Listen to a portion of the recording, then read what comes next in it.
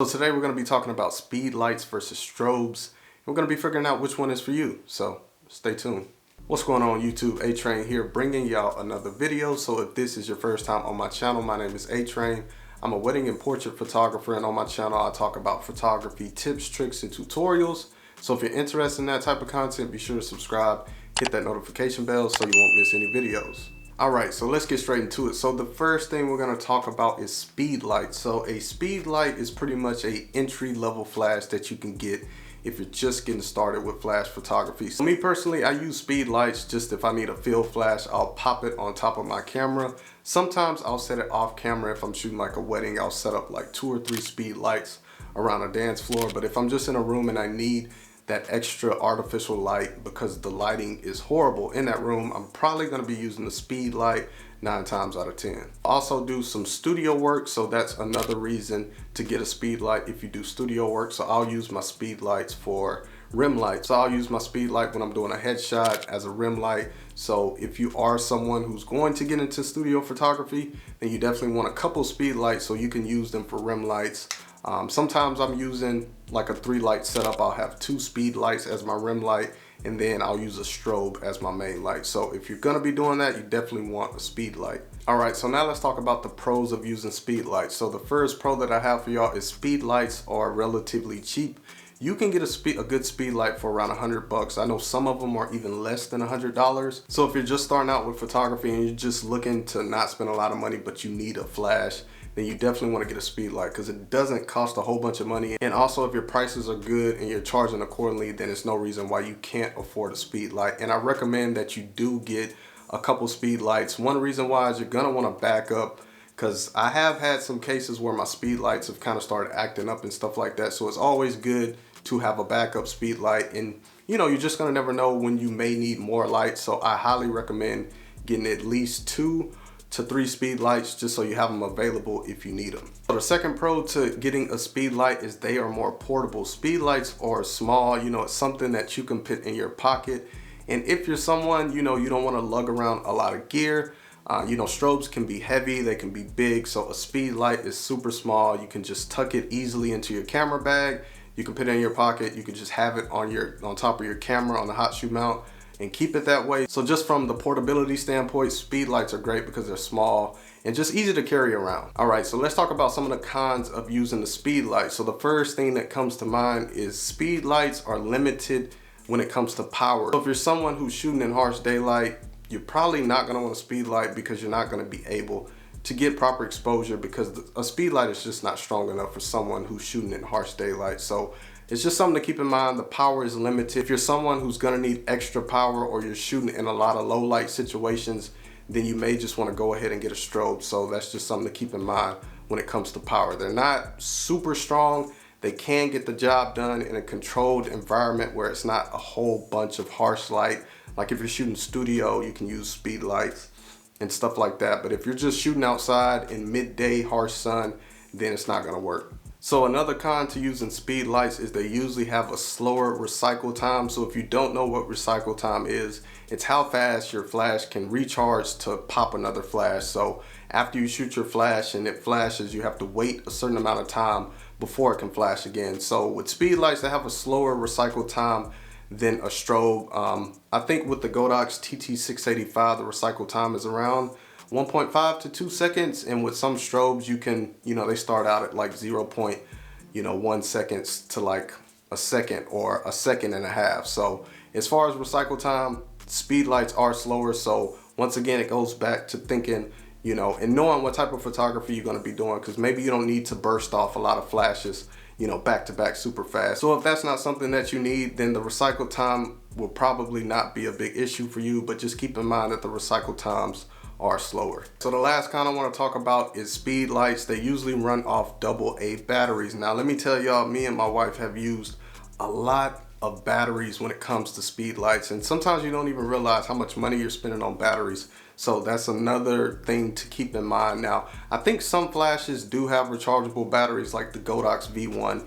You can upgrade to the rechargeable battery when it comes to that speed light, but some of them, most of them, they're going to use, you know, batteries. So you know, if you don't have the budget to keep buying a lot of batteries and you're going to be using your flashes a lot, then you may not want to get a speed light, you may just want to go ahead and get a strobe because you're going to be using a lot of batteries. And let me tell you, with this one, the batteries do not last long, even if you get a good brand of batteries. If you're popping off a lot of flashes, that battery can drain really quick. So, you know, for example, if you're shooting weddings, you're probably going to be using your flash a lot, especially if you're in a low light situation. So the batteries can drain really quickly. So that's just something to think about. And I know you're probably wondering, what speed light should you buy? So I use Godox and I shoot with the Sony system. Godox is a really good brand. It's relatively cheap compared to other brands. I don't feel like their prices are like crazy expensive, especially when it comes to the speed light. I think this was around $100, you know, which I don't think is bad. So you definitely want to look into the Godox system if you're looking for a speed light. I'm going to put links in the description to what I use if you want to check out some of the gear that I use. Now let's talk about this bad boy right here. This is the Godox 400 Pro. This is super expensive. I think I caught this on a sale when they had a sale on Adorama. So I got around around $400. I think the regular price is, I think it's 600. I may be wrong. It may be 500, but I'm gonna put it on the screen. But strobes can get really pricey, but if you need a lot of power, then you definitely want to look into a strobe. Like I said, it depends on what you shoot. So I use my strobe when it comes to studio work as my key light. I'm always using a strobe. And I also use it for my portrait sessions, especially if I'm shooting in bright, sunny conditions. You definitely want to get a strobe to overpower that sun. If you shoot those types of things, you definitely want to look into getting a strobe. So let's talk about some of the pros with using strobes. So the first thing that comes to mind is you get more power. So with strobes, you get a lot of power. And honestly, I don't really find myself in a lot of situations using my strobe at the max power.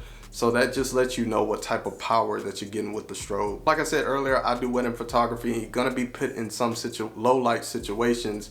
For example, when it comes to receptions, a lot of them are low light, and with the strobe, you get a lot of light. You could pretty much light up a whole room with something like the Godox AD400 Pro. The second pro that I have for y'all is with these strobes, you're gonna get a faster recycle time. You get blazing fast recycle times. Like with the Godox 400 Pro, I get crazy fast recycle times. I mean, the flash just pops like that. I don't have to wait around, and I don't have to worry about missed flashes and not getting that proper exposure because my flash can't keep up with my shutter. The third pro that I want to talk about is with strobes, you get crazy good battery life. So with the Godox AD400, I don't even have to charge this thing a lot. I think the battery life is like somewhere between 4 to 6 hours. It may be even greater than that. So with strobes, you're getting extended battery life. So if you're someone who's shooting events, I think that matters because you don't have to worry about AA batteries. That could be a hassle, especially if you're in fast situations where you just have to keep shooting and then you have to stop to put in AA batteries. It's just a headache. So I like with strobes that you're getting super long battery life. They come with rechargeable batteries, small chargers where you just pop the battery in. So I think it's very convenient, and that's part of the reason why I invested in a strobe. But let's talk about the cons now. My first con is pretty obvious. As you can see, strobes are freaking big. Now this is the 400 Pro. They made this like a slimmer model. Now the Godox AD600 is a big strobe. It's heavy. It's so heavy to the point where we would, you know, when we're shooting off camera flash, my wife couldn't even hold it up because it's that heavy. So it's definitely something that you have to put on a tripod. But, you know, the size, it can be a problem to some. And you have to think about how much gear you travel with. You know, this takes up a good amount of space in your camera bag. So it's just something to think about. I don't think it's necessarily like a huge deal breaker. Now with the 600, it was a deal breaker that it was hard for my wife to hold it up because sometimes I just needed her to hold the flash instead of putting it on a tripod, moving the tripod around, and that's just an extra piece of gear that I have to have. And the second con when it comes to using strobes are they are more expensive. So if you're someone on a budget or you're just starting out and you don't have a lot of money to invest, then it's gonna be hard to get a strobe. Like I said, I got it on sale. I waited until it was on sale because it's just so much money. But it's something that I feel like I need, especially with doing studio work. So, you know, strobes are pretty expensive. You know, maybe you could do a couple sessions and save up for them, but they can get pretty pricey. But you do have the option of the Godox AD200. You can get that strobe for around, I think it's $300. So that's pretty pricey too, but it's not like crazy expensive. So here's the Godox 8200 right here. As you can see, this is pretty small. So if you need that extra power, you know, more power than the Speedlight, and you want a smaller strobe, then this is a great option. This is actually my favorite flash, and I actually have a full review on this flash. I'm gonna link it in the card up top if you wanna check it out. So I'm gonna compare this to the size of the Speedlight. So as you can see, it's just a little bit bigger than the Speedlight. So it's pretty much, what I love with this is it's really like having a Speedlight, but you get more power. So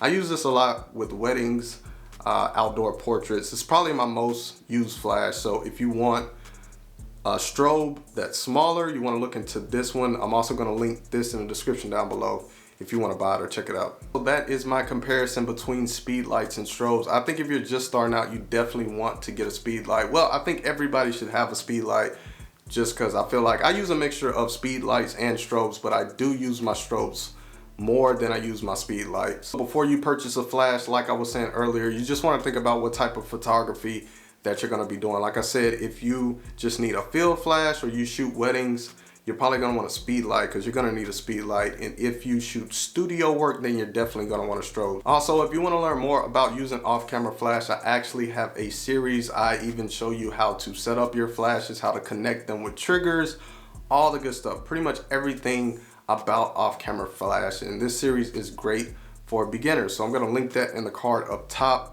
Check out those videos, they are very helpful, and let me know what you think. And let me know in the comments which type of flash you prefer. Do you like strobes or Speedlights? Do you use a mixture of both? Let me know in the comments below, and drop a like if you enjoyed this video. It really helps the channel. Share this to a friend if you think it can help them out.